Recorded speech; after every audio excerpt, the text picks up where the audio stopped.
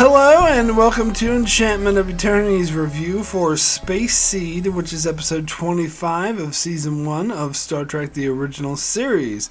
This video is part of a series of videos where I review every episode of Star Trek The Original Series, one episode at a time. In this video I will cover the episode Space Seed. So Space Seed is the episode where the Enterprise encounters a ship with a bunch of people frozen from the 20th century, and Kirk then revises one of them, the leader, a man who identifies himself only as Khan, and later they find that Khan was in fact a genetically enhanced Superman who fought World War III in 1993, and was whole mission was to genetically engineer the human race to improve them. And Khan then tries to conquer the ship, take over the ship by seducing one of Kirk's crewmen, and then Khan tries to threaten to kill Kirk if the rest of the crew don't comply, but then the crewman decides to double-cross Khan and let Kirk out, and then Kirk then regains control of the Enterprise, and instead of sending Khan and his men to a penal colony, he sends them to a world so that they may conquer it. And Khan is sort of happy with this decision. So it's hard for me to really say what I would think of this episode without the influence of Star Trek II: The Wrath of Khan. Because Star Trek II: The Wrath of Khan, I think, is easily the best Star Trek movie. Easily. I think people who say otherwise are deluding themselves. It is the best. It's not Undiscovered Country. It's a decent movie, but Wrath of Khan is way better. It's definitely not First Contact. That movie is average at best. And it's definitely not any of the reboot nonsense either. It's not Voyage Home. It's a funny movie, but it's not as good as Wrath of Khan. Wrath of Khan is easily the best Star Trek movie. So, and Wrath of Khan was the first property, the first thing that got me into the Star Trek franchise. Is what got me to like Star Trek. I did not, in fact, when I was a kid, I would always go around saying I hated Star Trek until I saw The Wrath of Khan when I was 11 years old, which was, by that stage,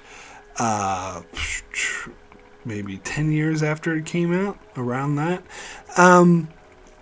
But I fell in love with it, and it vastly became my favorite movie, and I was watching on repeat. So the reason why I bring this up is because I saw this episode after I saw The Wrath of Khan several times, after I was very familiar with The Wrath of Khan, and I was pointing to this episode as this is the origin story for The Wrath of Khan. So I unfortunately never had the experience of watching this episode without the influence of Wrath of Khan. And the reason why I think that's important is because I don't think this is that good of an episode. I think that, and a lot of people put this in their top 10s, favorite episodes. I've seen a lot of top 10 best episodes of the original series. And I think the only reason people hold it in such high esteem is because of The Wrath of Khan. And it's hard for me to say exactly as I said because I never saw this episode before Wrath of Khan. But when I try to put myself out of the mindset and forget about the fact that this is the origin story for the main villain of my favorite movie, because that movie wasn't thought up of when this episode came out. In fact, it wouldn't be thought up of until at least 15 years later. I didn't do the exact math. 76. All right, 16 years later. Or maybe it's 15. I don't know. It doesn't matter. Point is, it wasn't until a long time after this episode came out, Wrath of Khan didn't exist. So I had to try to think, what would I think of this episode if I didn't know it was building up to this great movie? And I think the episode is average at best. I don't think it's anything special. I don't think Khan is anything special. In fact, Khan doesn't come off as that good of a villain. if I'm going to be honest, in this episode. And I think, so I really feel very strongly that people who do say this is one of the best episodes of the original series are just heavily influenced by Wrath of Khan. And if it wasn't for Wrath of Khan, this episode would not get the recognition that it does now. Which I don't think is fair, because you're not judging the episode on its own merits. You're judging it on what came after it. Now, so there was this thing, and I'm sure many cities had this. The city I lived in, New Zealand, Wellington, had this for a couple of years, Star Trek in a Park, where they had actors who, frankly, they were very amateur actors. I probably could have tried out for it myself. I just was working and didn't have the time. Who recreated episodes of Star Trek, and they did 5 years in a row, 5-year mission. And so they chose 5 episodes from the original series, and one of the episodes they chose was this episode, Space Seed. And in fact, that was the first year I went. Although my sister had already told me about this concept because they were doing a similar thing in Portland. But I went and saw it when I was living in Wellington, and they did Space Seed, and I was thinking, well, this isn't a good episode. Why, out of all the original series episodes you could choose to reenact, you choose this one, which is just average at best. It's not even that good, is what I was thinking. So let's break down this episode without the influence of Wrath of Khan. So it's basically the Enterprise encounters this ship with a lot of people frozen in it from a fictional future that, of course, never happened. I'm sorry, but it's hard for me to get over the 1993 thing. Your Third World War. They refer to it as a Third World War here, whereas future Trek historians try to retcon it to say that because World War III was established and encountered a firepoint that happened in the mid-21st century. So they try to retcon it to be like, oh, they're 2 separate wars, eugenics wars. And I think maybe some people actually try to retcon it so the eugenic wars didn't happen in 1993. It actually happened in the 21st century as the, Third World War. But either way, it's like, you could say, well, it was made in the 60s, they didn't know any better. But I'm sorry, you are predicting this future where there's going to be a Third World War and there's going to be genetic supermen, and they have the ability to get in a spaceship and travel, put themselves in hibernation, travel out in space, and you're only going to pitch that 30 years in the future? You failed. I mean, as Star Trek is, I guess maybe sci-fi in general in the 60s is guilty of thinking that humanity's technology was going to advance far faster than they actually did, and also picking the wrong technology because they usually focus on space travel, which actually hasn't advanced that much.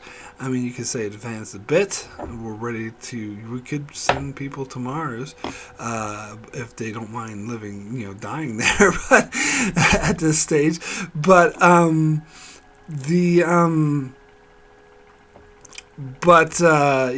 they predicted mainly focus on space travel and different kinds of technologies than the ones that we advanced, where stuff like iPhones and stuff they were super behind on, and they're still using fucking paper in some of these episodes of the original series. And computers has advanced far more than they expected, rather than this computer voice going, computer, compute. So, but that's, it's hard to predict the future. That's fair, and a lot of science fiction gets this wrong. But I think the 1993 thing is unforgivable. At least go 2011. Now, at this stage, as I'm making this video, 2011 was 12 years ago. But I would have been able to forgive it a hell of a lot more. I mean, okay, then because then I would be like, oh, they're the 60s, they didn't know any better, but at least they pitched it far enough in the future so it would be somewhat realistic.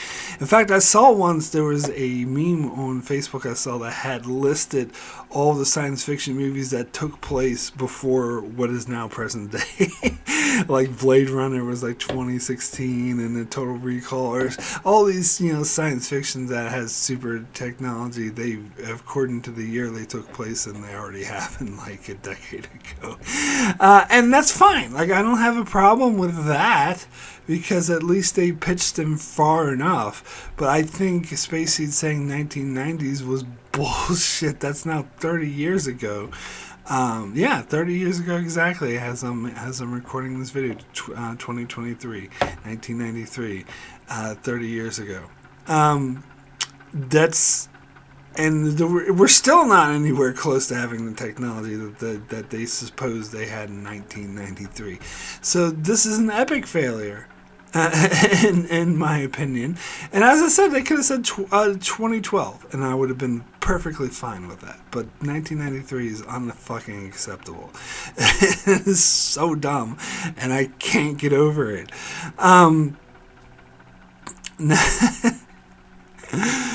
Okay, but looking past that, let's set that aside, because it's not really essential to the plot. They wake up this guy who is, supposed to be the superior intellect and superior strength. And I feel like for most of this episode, we're told rather than shown that. We're shown his experience, superior strength, in a couple of times when, like, he opens the door, he goes, and opens a locked door, which, okay, fine. But then, like, he gets in this fight with Kirk, where we can obviously see it's the stunt doubles fighting. It's a low-hanging fruit, I know, but God, I just can't get over these stunt double fights from the original series. Anyway, so he gets into a fight with Kirk, and he's like, I have superior strength, it's useless, you can't defeat me. And all Kirk has to do is take this, like, plastic rod, let's assume it's a hard metal, even though we know it's plastic, but let's assume in universe is this really hard substance, but still, he takes this rod and beats Khan over the head with it, or in the stomach and then over the head, and then Khan gets knocked out. Really? This genetically enhanced super being who has super intellect, super tactical abilities, and super strength. All she got to do is take a rod and beat him over with it, and that's all you got to do to defeat him. That doesn't seem very super ability to me. Sorry, it seems way too easy as a way to defeat him. So I do feel like this episode, and the superior intellect, Kirk is able to outwit him several times. I haven't seen any superior. The only thing where it showcases superior intellect was when he read the technical manuals and was able to figure out the Enterprise. Like that, okay. But other than that, he didn't seem that smart of a tactician. Like his tactics, let's throw Captain Kirk in a dryer and threaten to kill him by putting on the spin cycle. I know that's a washing machine, but go with it. Anyway, let's throw him in the dryer and then say, I'm going to kill him unless one of you join me. That's actually a very stupid plan. I'm sorry. I'm sure they're much smarter, much better. If he had superior intellect, he could have come up with a better plan than that. So, yeah, other than like a few insignificant cases, for the most part, his whole superior intellect, superior strength is tell not show. They tell me repeatedly he has this, but they don't show it to me. And in fact, they show me that his intellect and strength is not so superior, is what they show me. So it's hard for me to buy into the premise of that. But moreover, the majority of this episode is about him forcing himself and really like gaslighting and manipulating a woman, like really toxically, to manipulating her to help aid him in killing her own crewmates, and at the last second she kind of changes her mind for no good reason, really, and decides to help Kirk. That's not interesting to me. That's kind of actually uncomfortable, the scenes between Khan and MacGyver's, and the whole way they treat MacGyver's in this episode. And it's And the way Khan instantly hyper focuses on her and is obsessed with her, and at the end when she has a choice of going with Khan to this penal colony, or not penal, but whatever, City Alpha 5. This is City Alpha 5. Anyway, sorry, trying to forget Wrath of Khan. But when they send them, she has a choice of going to City Alpha 5 with Khan or going to prison, or court martial, not necessarily prison, but being court martialed out of Starfleet for sure. And she decides to go with Khan, and Khan's response was, "A superior woman, I will have her." How gracious of you, fucking Khan. She just ruined her whole fucking career for you, and you're like, yeah, sure, I'll take her. Fuck that guy. And of course, that's in character for him because he's been a manipulative prick throughout the whole episode, but the episode kind of tries to present this as some sort of great trait, admirable trait in a man to be controlling. And in fact, the way they portray MacGyver is that she's really attracted to these kind of asshole, manipulative, psychopathic, genocide-inducing killers. Just because she's a historian. Yeah, I don't know. I don't like it. and the episode itself is not, it's okay. Kirk falls into, it has that dinner scene or wherever, when Kirk is tactically maneuvering and Khan can see that. That was a cool scene. Stuff like that was cool. And Kirk giving a special accommodation for his crew who he thinks are about to die, that's cool.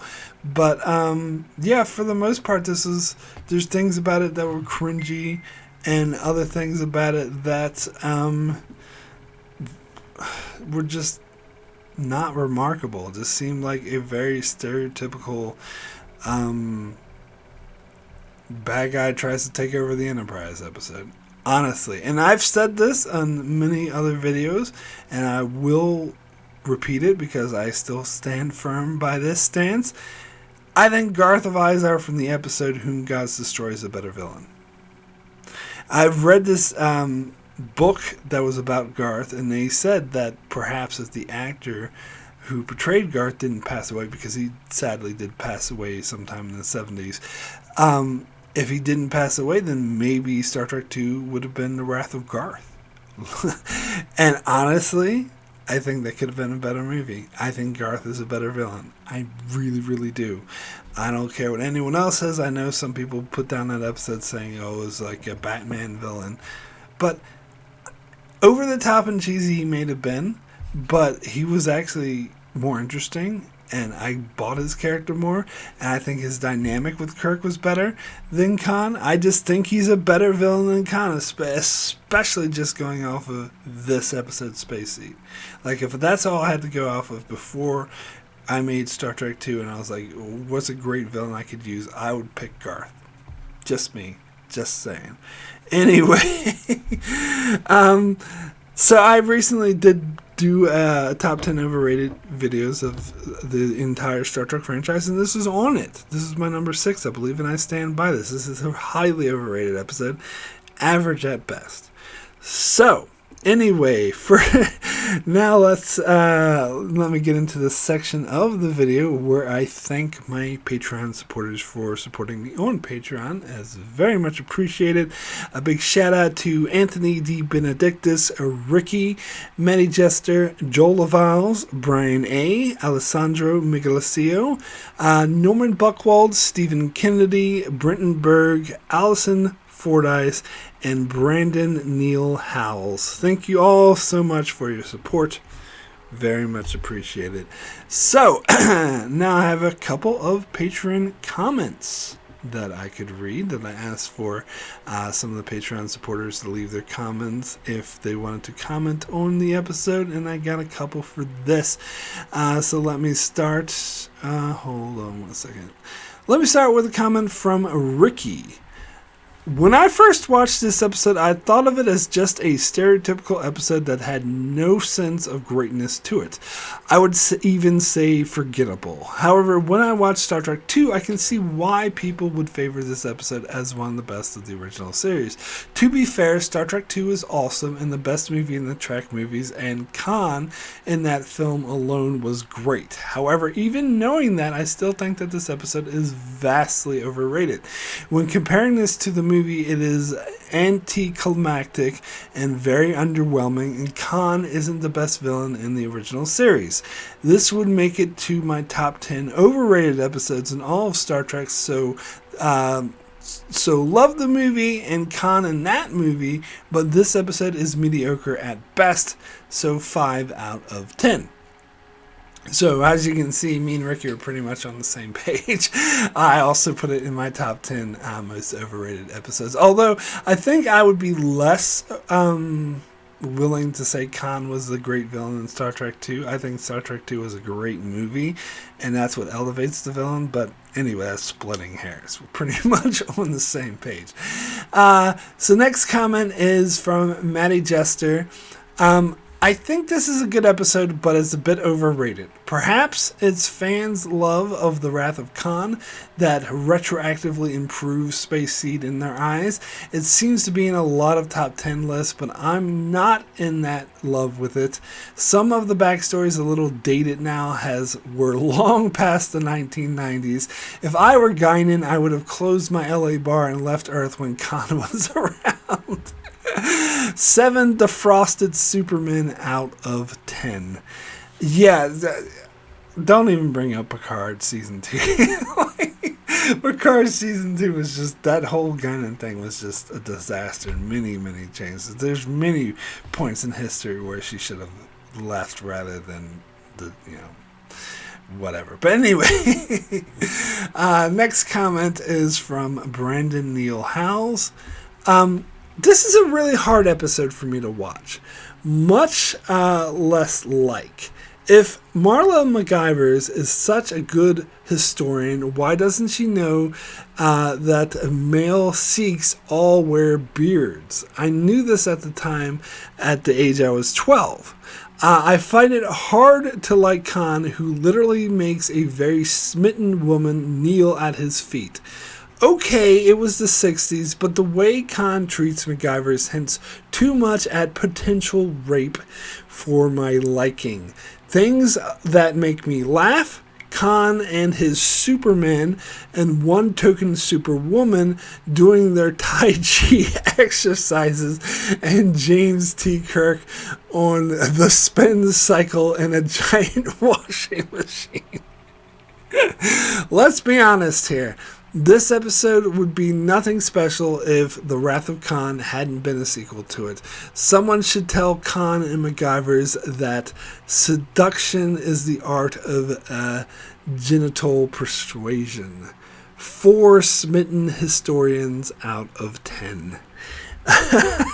So a lot of things I love about that comment. I forgot about the whole Tai Chi thing. That was a funny thing when they first showed that Khan revived all of his Supermen. But I will make one correction. It wasn't just one token woman. There were actually saw several women in the background. The camera focused on one woman. But if you look, there's more than one. But anyway, yes, they were doing the Tai Chi exercise. Which I thought, and of course the whole Kirk and the spin cycle is something I've already made fun of. Oh God, that never gets old. And yeah, the whole thing about Sikhs wearing beards. That reminds me of when I did a review for Into Darkness, and I said I didn't. I think it was actually I did top 10 favorite or top 5 favorite villains of the Star Trek movies, and I put Khan from Into Darkness higher than Khan from Wrath of Khan. I'm just like Benedict Cumberbatch. I think he's a better Khan. I don't care what anyone else says. But anyway, someone criticized me in the comment section saying, "Oh, I don't care for white Khan." I'm like, seriously? White Khan as opposed to the totally Indian Sikh that is Ricardo Montalban. I mean, I'm sorry, that was actively distracting for me in this episode when they were referring to Khan as a Sikh, from India, when it was played by a clearly white Mexican. They, at the very least, could have gotten someone from Middle Eastern, if not from India itself. But yeah, that was. And you're going to complain about White Khan? At least in Into Darkness, they never mentioned he was supposed to be from India or supposed to be a Sikh. They mentioned it many times throughout this episode, and I found that extremely distracting. But anyway, so my rating for Space Seed, out of 10, I think I'm going to be slightly more generous than Brendan Neil Howes was, and I'll give this a 5. Average. It was just an average episode. Really, average is the best way to describe it. It was just another, here's a villain coming to, try to take over the Enterprise, and the whole 1990s thing really pissed me off. The whole way that he manipulated MacGyver's, was uncomfortable, and I didn't like that. But, there are other things about this episode I did like the battle of wits between Khan and Kirk at the dinner scene, and, Kirk just being in this impossible situation, having to overcome a greater foe, although, as I said, they could have done a better job at that because they told more than shown us that he was a supervillain, or, a Superman or whatever. So overall, it's, not a terrible episode. I don't think this is a bad episode, but it's definitely not one of the best, and I'm actually happy that my, the 3 Patreon supporters who commented on this video totally agree with me that this is overrated. I suppose that's why they like my channel. We sometimes think alike. But yeah, I think this is clearly one of the most overrated episodes of the original series. It is average at best. It should be nowhere near any top 10s. So that is it for my review of Space Seed. So be sure to subscribe so you can keep up with all of that. And thanks a lot for watching.